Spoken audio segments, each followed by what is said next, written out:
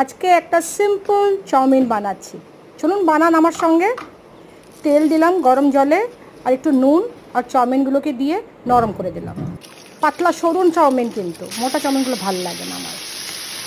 চিংড়ি মাছ, এটাগুলো চাইনিজ চিংড়ি, বাজারে পেয়েছিলাম, এগুলো লোকাল চিংড়ি এগুলো। বাস ভেজে নিলাম। আর ডিমটাকেও স্ক্র্যাম্বল করে ভেজে নিয়েছি। নুন দিইনি ডিমটার মধ্যে, কেন অন্য জায়গায় নুন দেবো, এর জন্য নুন দিইনি। চালের দিন আপনারা। আর বাস এই সবজিগুলোকে দিয়ে ঝটপট বানিয়ে ফেলবো।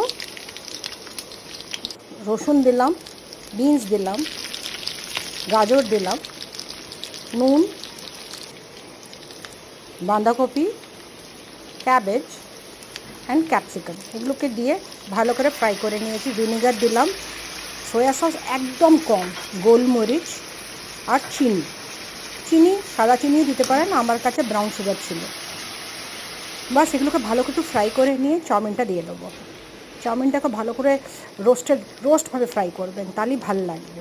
চিংড়ি মাছ দিলাম, আর আমার ডিমটা যেটা ভেজেছিলাম, নুন দিয়েছি। কি সুন্দর লাগছে, আপনারাও বানান এইভাবে আর এনজয় করুন। ন্যান্স কলকাতা থেকে নন্দিনী বলছি। বাই।